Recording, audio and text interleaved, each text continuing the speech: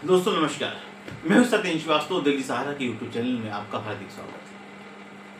दोस्तों, ये चुनावी वर्ष ये भी है, इस बात से इनकार नहीं कर सकते। लेकिन इस नए चुनावी वर्ष के अंदर, चाहे वो दिल्ली का चुनाव हो या आने वाले वक्त में बिहार का चुनाव हो, अंत में इसके बीच में जो एक सबसे बड़ा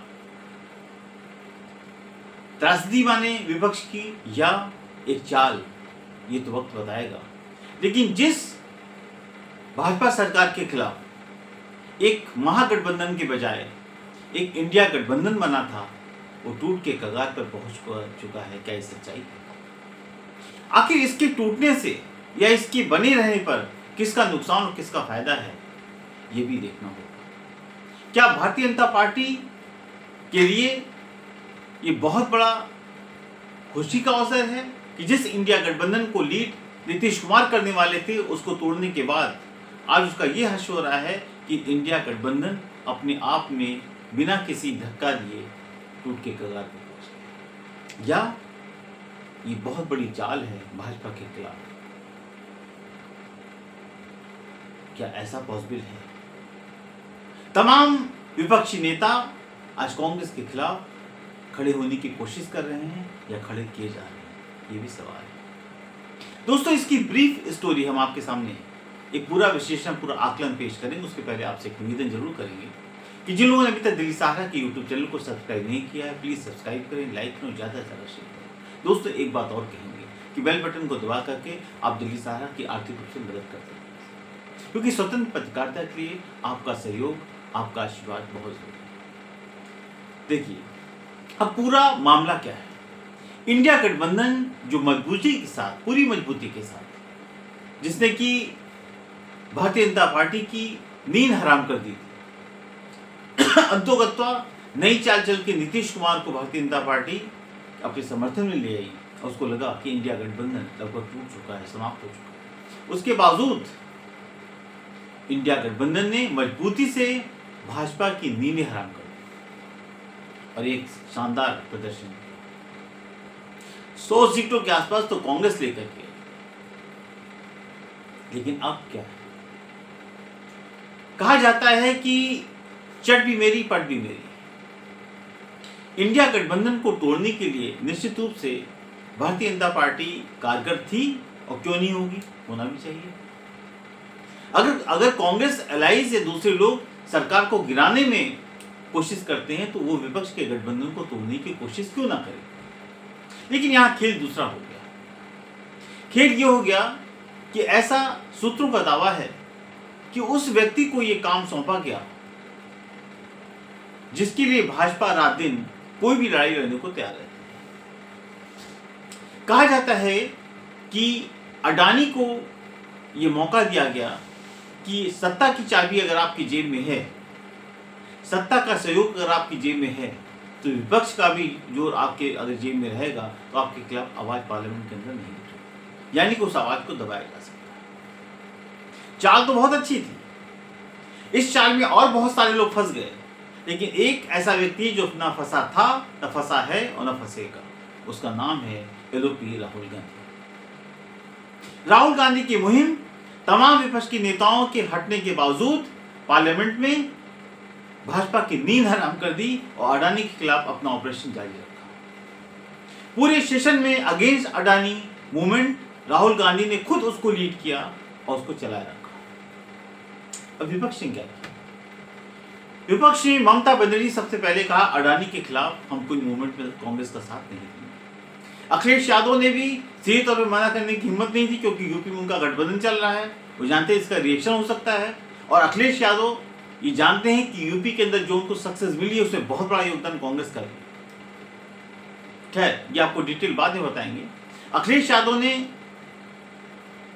समर्थन नहीं किया, लेकिन विरोध नहीं किया। उन्होंने संभल के मुद्दे को आगे कर दिया, कहा हमारे लिए संभल का मुद्दा अडानी से बड़ा मुद्दा है, इसलिए हम संभल की बात रखेंगे।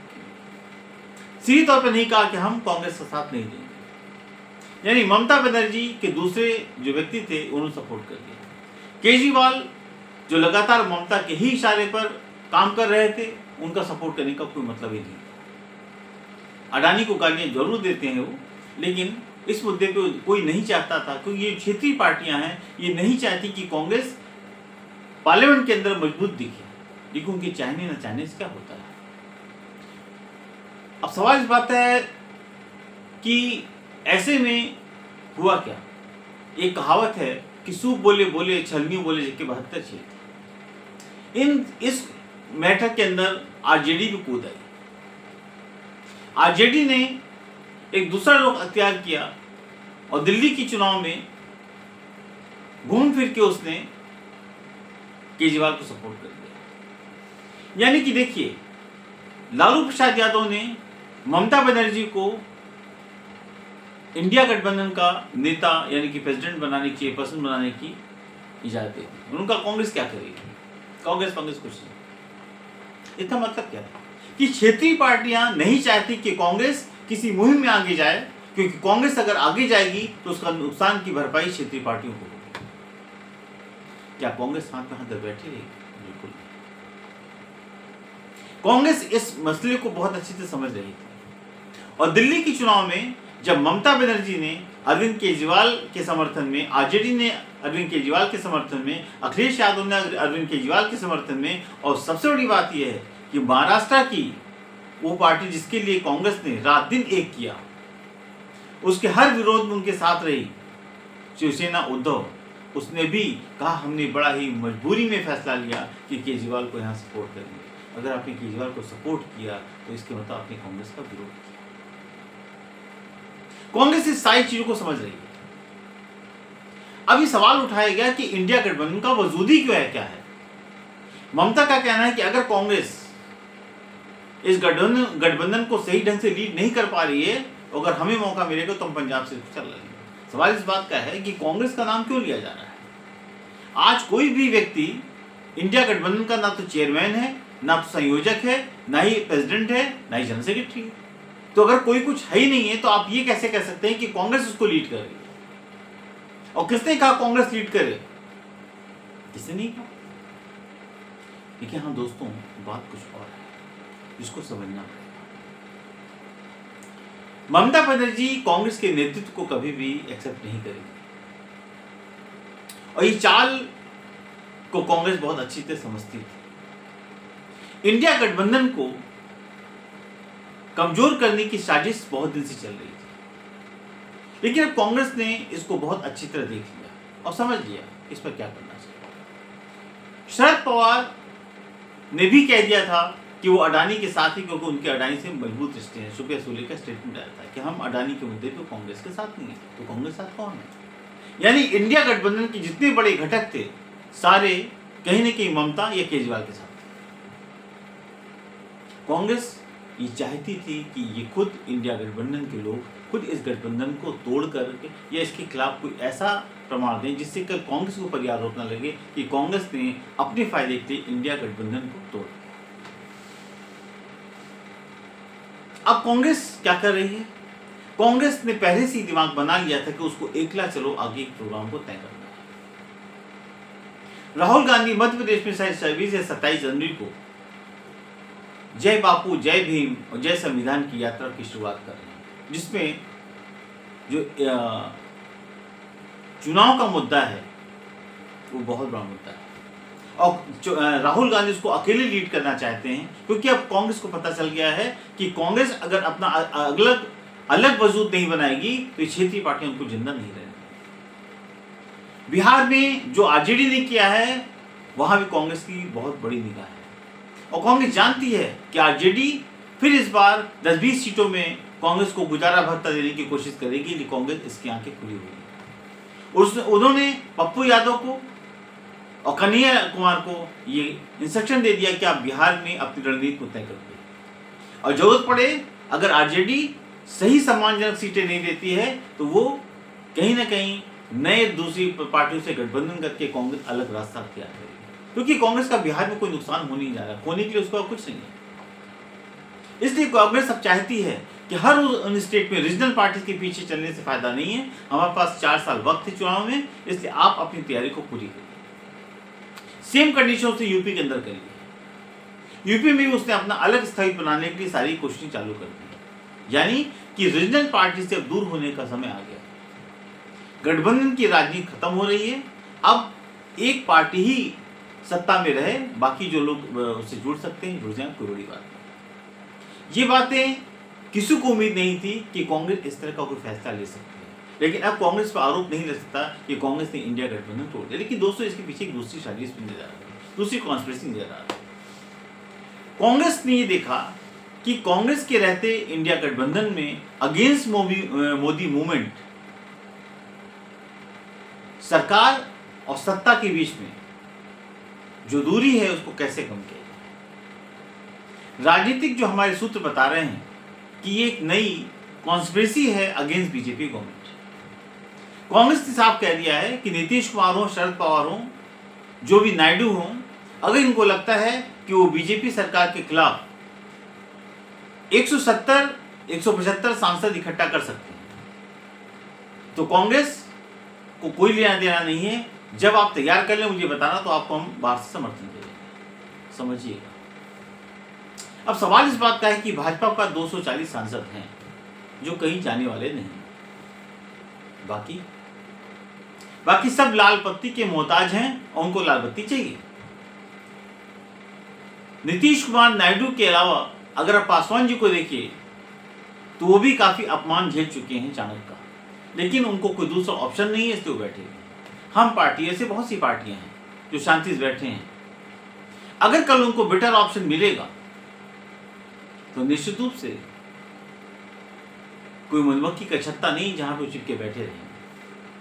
अब कांग्रेस ने ये काम छोड़ दिया है, चाहे नीतीश कुमार हो या नायडू को इंस्ट्रक्शन दे दिया गया है कि देखिए कांग्रेस अब आपके इस सरकार में कोई भागीदारी नहीं कर रही। अगर ममता बनर्जी को लगता है कि वो प्रधानमंत्री बन सकती, बन जाए। अगर शरद पवार को लगता है, नीतीश कुमार को लगता है कि उनको प्राइम मिनिस्टर बनना है, बन जाओ भाई। 170 का आंकड़ा लेकर के आओ, 100 हम बैठे भी, हम बाहर से सपोर्ट कर देंगे। लेकिन पहला मकसद क्या है कांग्रेस का? पहला मकसद ये कि मोदी सरकार को हटाना और एक नई पार्टी की सत्ता वहां पे हासिल हो, क्योंकि कांग्रेस जानती है ये सरकारें ऐसी बहुत दिन तो नहीं चलेंगी, इसे उससे हम बाहर से समर्थन करेंगे, ये इंटरनल मैटर है। तो जो लोग इंडिया गठबंधन के टूटने का जश्न मनाना चाहते हैं, शायद उनको ये नहीं पता है कि भाजपा गवर्नमेंट के खिलाफ एक बहुत बड़ी साजिश है और उसको ये कह सकते कूटनीति है, और शायद यही चाणक्य नीति है। क्योंकि समय रहते कांग्रेस को एहसास हो गया कि बीजेपी के खिलाफ अगर एक मूवमेंट तैयार करना है, सत्ता विहीन उनको करना है, सत्ता से मुक्त करना है, उसका रास्ता ये है कि इनको खुला छोड़ दीजिए, जाइए आप जो करना है करिए। फिर नीतीश कुमार भी उनके साथ जाएंगे, फिर नायडू भी उनके साथ जाएंगे, फिर जो भी क्षेत्रीय पार्टी उनके साथ जाएंगी। कांग्रेस के लिए लोगों को डर रहेगा कि कल कांग्रेस सत्ता में होगी तो हमारी जो रीजनल पार्टीज का वजूद है खत्म हो सकता है, इसलिए कांग्रेस ने उनको छोड़ दिया। का 170 का आंकड़ा लेके आइए, 100 का आंकड़ा लेके आइए। ये इंडिया गठबंधन की एक कूटनीति भी हो सकती है, और अगर ऐसा हुआ तो शायद 2025 मोदी सरकार के लिए खतरे की घंटी भी हो सकती है। कांग्रेस जो करेगी वो तो करेगी। अखिलेश यादव को शायद इस बात की गलतफहमी हुई कि उन्होंने 34-35 सीटें जो जीती अपने बल पे जीती, लेकिन कांग्रेस इस बात को बहुत ही अच्छी तरह से समझ रही है। कांग्रेस ने अपनी रणनीति तय कर ली। अखिलेश को सीधे तौर पर साथ छोड़ना नहीं है, गलती अखिलेश को करनी। अब कांग्रेस सजग हो गई है। अब कांग्रेस कभी भी किसी क्षेत्रीय पार्टी को, घटक दल को खुद नहीं हटाती, वो पूरा तरह से ऑप्शन देती है कि आप गलती करो और फिर हटो। अखिलेश यादव ने 9 जो विधानसभा के चुनाव हुए उसे कांग्रेस को एक भी सीट न देकर के बहुत बड़ी गलती करती। कांग्रेस का जाई चुनाव लड़ लीजिए, उनको अपनी हैसियत का पता चल गया जब वो सारी सीटें मैक्सिमम हार गया। तो जो सीट उनकी खुद की थी 5 वो भी हार गया, 2 सीटें जीत। अब वो कांग्रेस को ये नहीं कह सकते कि हम बहुत बलशाली हैं। तो कांग्रेस को कहने को हो गया कि आप 9 सीटें चुनाव लड़े और 7 में हार गए। अगर कांग्रेस को 1-2 सीट आपने दी होती तो शायद ये हैसियत नहीं होता। ऐसे में कांग्रेस बहुत फूक फूक के कदम उठा रही है, लेकिन अपनी रणनीति को जमीनी स्तर पर बहुत ज्यादा मजबूत करना चाहिए। चाहे यूपी हो, चाहे बिहार हो, चाहे एमपी हो, चाहे राजस्थान हो, हर जगह कांग्रेस अपनी नई रणनीति के तहत चल रही है। लेकिन ये तो इंटरनल कांग्रेस का मैटर है। सवाल इस बात का है कि आज फारूक अब्दुल्ला के बेटे उमर अब्दुल्ला का भी स्टेटमेंट आया कि इंडिया गठबंधन तो बनाया गया था, लेकिन उसमें ऐसा नहीं था कि केवल पार्लियामेंट इलेक्शन तक जो है चलेगा। उम्मीद ये थी कि ये असेंबली इलेक्शन में भी अपने वजूद को कायम रखेगा। अगर अभी तक लेकिन उसकी कोई मीटिंग नहीं बुलाई जा रही है, जो गलत है। दिल्ली चुनाव के बाद अगर इसकी मीटिंग बुलाई जाती है तो ठीक है, वरना ये इंस्ट्रक्शन दे दिया जाए कि जो जिसके साथ चुनाव लड़ना चाहता लड़े। यानी कि इंडिया गठबंधन पर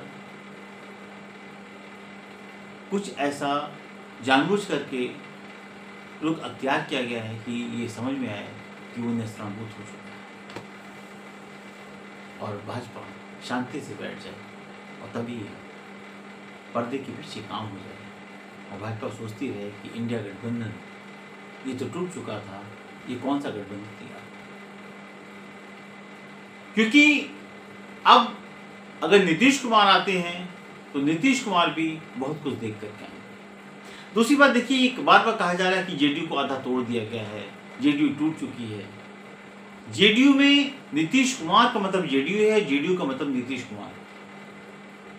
ललन सिंह जैसे लोग जेडीयू को तोड़ नहीं कर सकते, संजय झा जैसे लोग एक्सेप्ट नीतीश कुमार सक्सेस नहीं हो सकते। क्योंकि बिहार की जनता और जो भी जेडीयू के लोग हैं जानते हैं कि नीतीश कुमार अगर हैं तभी जेडीयू का वजूद है। भले वो भाजपा जाके ज्वाइन कर ले, कोई मंत्री बन जाए, वो अलग मैटर है, लेकिन जेडीयू के अंदर रह करके आप नीतीश का विरोध नहीं कर सकते। और बिहार की राजनीति निश्चित रूप से एक नई करवट लेने वाली है, क्योंकि जिस तरह लालू प्रसाद यादव ने जो स्टेटमेंट दिया है उसकी भरपाई कांग्रेस जरूर करेगी। इसलिए कांग्रेस अपने आधार पर ज्यादा जोर दे रही है। लगभग 7-8-9 महीने का समय है चुनाव का। कांग्रेस चाहती है कि बिहार में एक स्थिति उसकी थोड़ी बेटर हो और आरजेडी को सीधी बात करें, हमें इतनी सीट चाहिए सॉरी, अगर आप देते हो तो ठीक, वरना मैंने अपना रास्ता तैयार किया। आरजेडी को पता है कि कांग्रेस अलग अलग होती है तो उसका आरजेडी को नुकसान होगा, क्योंकि जहां पे कांग्रेस चुनाव लड़ती है उससे भाजपा का नुकसान होता है। इसलिए आरजेडी कुछ ज्यादा ही गलतफहमी जी रही है, यह कही कि ममता के दबाव में है कि उसको कांग्रेस को अलग करने का कोई ना कोई रास्ता चाहिए, लेकिन ऐसा नहीं है। कांग्रेस को इग्नोर करके हिंदुस्तान की राजनीति में कोई भी थर्ड फ्रंट कभी खड़ा नहीं हो सकता। ये नीतीश कुमार ने भी कई बार कहा है कि जिन लोगों को गलतफहमी अपनी गलतफहमी निकाल दें कि एक्सेप्ट कांग्रेस कोई भी फ्रंट नेशनल पॉलिटिक्स के लिए अगेंस्ट बीजेपी खड़ा हो सकता है। जो लोग सोचते हैं, चाहे वो केजरीवाल हो, चाहे वो कोई भी हो, ममता हो, उनकी गलतफहमी। आपको कांग्रेस का साथ लेना ही पड़ेगा या कांग्रेस का साथ देना ही पड़ेगा। अब सवाल इस बात का है, क्या वाकई अडानी के कारण इंडिया गठबंधन में ये टूट हो रही है? क्योंकि अडानी को शरद पवार भी चाहते हैं, ममता भी चाहती हैं, अखिलेश भी चाहते हैं, और न जाने बहुत सारे लोग हो सकता है उनकी फाइनेंस से कोई मदद होती हो, वो भी चाहते हैं। ये कांग्रेस नहीं चाहती। इसलिए कांग्रेस ने अपने एजेंडे को जिंदा रखा, अगेंस्ट अडवाणी मूवमेंट को जिंदा रखा, अगेंस्ट अंबेडकर जी के ऊपर जो चाणक्य का बयान था उसको जिंदा रखा।